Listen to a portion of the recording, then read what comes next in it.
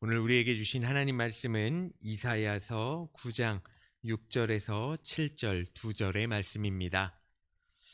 이사야서 9장 6절에서 7절의 말씀은 구약성경 979쪽 근처에 있습니다.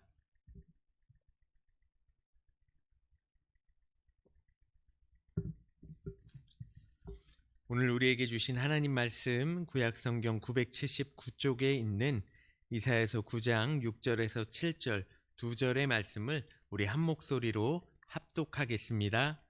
이는 한 아기가 우리에게 낳고 한 아들을 우리에게 주신 바 되었는데 그의 어깨에는 정사를 메었고 그의 이름은 기묘자라 모사라 전능하신 하나님이라 영존하시는 아버지라 평강의 왕이라 할 것임이라.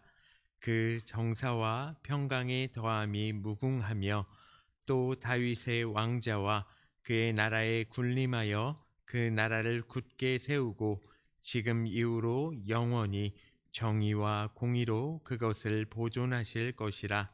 만군의 여호와의 열심히 이를 이루시리라. 아멘. 할렐루야. 오늘도 새벽 예배 자리에 나오신 성도님들을 예수님의 이름으로 환영하고 축복합니다. 오늘 하루도 성도님들의 삶이 물된 동산 같고 또 마르지 않는 샘 같기를 주님의 이름으로 간절히 축복합니다. 오늘은 세상에서 가장 귀한 이야기라는 말씀 제목으로 은혜를 나누려고 합니다. 성도님들 이야기 듣는 거 좋아하시나요? 네. 혹시 어떤 이야기 듣는 거 좋아하세요? 여러 종류가 있겠죠. 저는 약간 그런 이야기 스타일을 좋아합니다. 약하고 소외된 사람들을 위한 감동적인 이야기 같은 그런 이야기 말이죠. 감동적인 이야기는 세상 속에 많이 있습니다.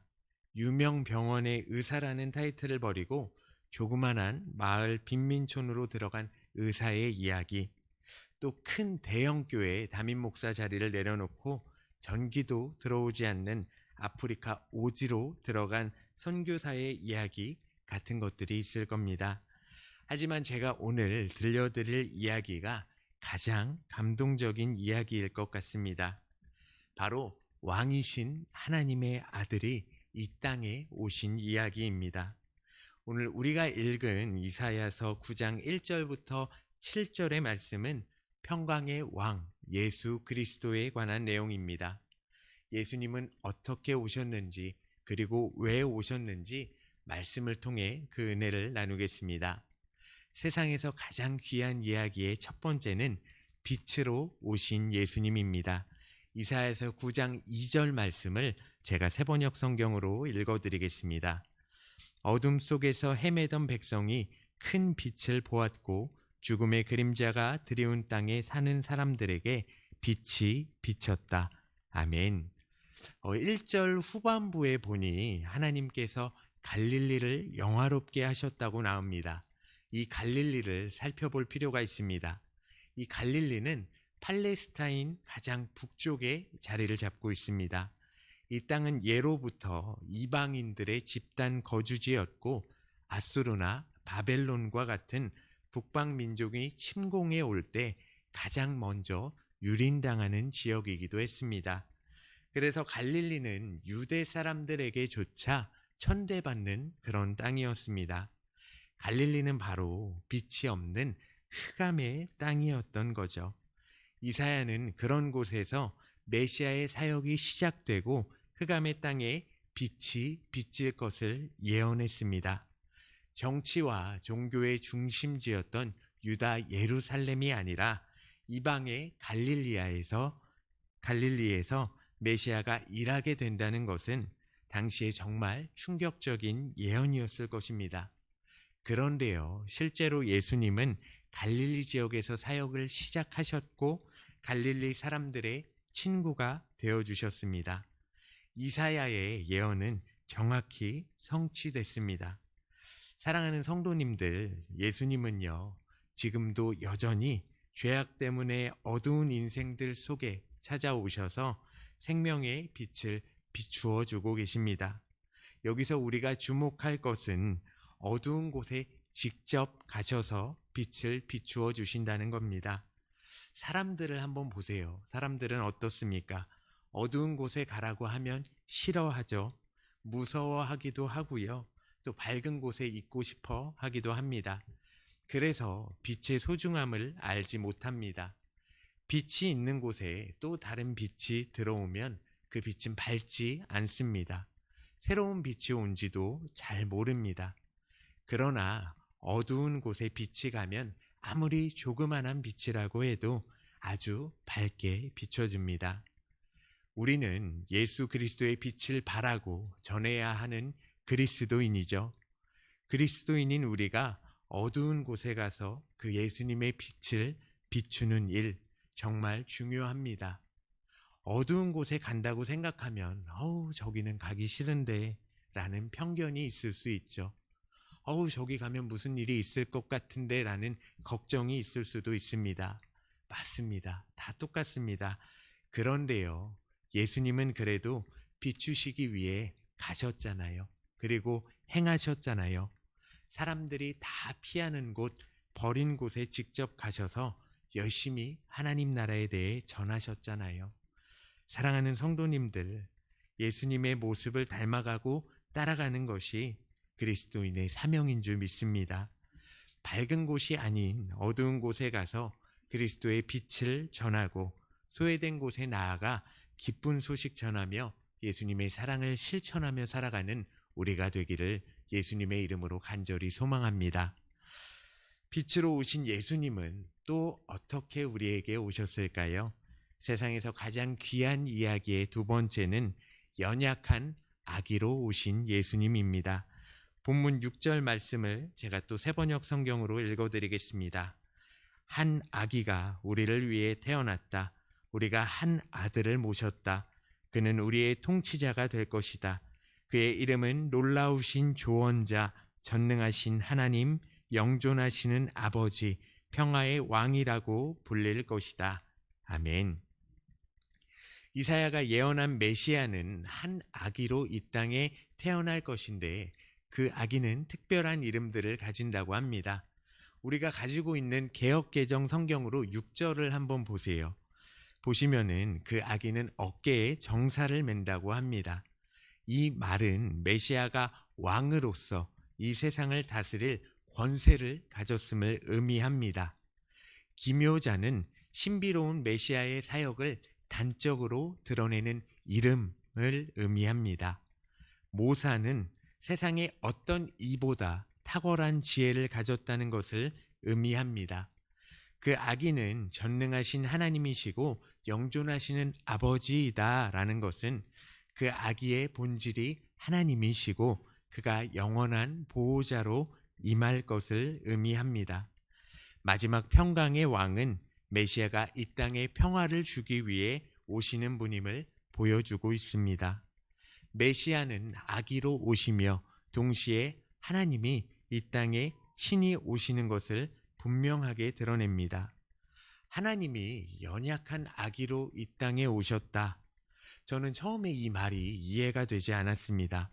왜 전지전능하신 하나님께서 가장 멋지게 이 땅에 오셔야 할 하나님께서 왜 그렇게 오셨을까 생각해보고 묵상해보니 그것은 우리와 같아지시려고, 아니 우리보다 더 낮아지려고 하신 하나님의 놀랍고도 신비한 지혜였습니다. 사랑하는 성도님들, 이것은 주님의 성품 중에 겸손함을 보여줍니다. 세상 권세를 다 가지신 분이 세상에 가장 높은 지혜를 가지셨고 전능하시고 영원히 계신 하나님께서 우리를 지키시려고 가장 높은 곳에서 가장 낮은 곳으로 오신 그 겸손입니다.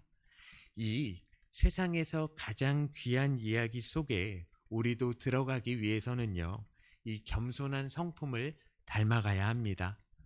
어두운 곳으로 찾아가서 나는 빛이 있어 라고 자랑하는 것이 아니라 그 빛을 나누어 주며 겸손히 가장 낮은 곳에서 섬겨야 합니다. 우리 주 예수님의 겸손한 성품을 닮아가는, 그리고 겸손히 행하며 살아가는 우리가 되기를 예수님의 이름으로 간절히 소망합니다. 세상에서 가장 귀한 이야기의 마지막 세 번째는 하나님의 열심입니다. 본문 7절 말씀을 제가 새번역 성경으로 읽어드리겠습니다. 그의 왕권은 점점 더 커지고 나라의 평화도 끝없이 이어질 것이다.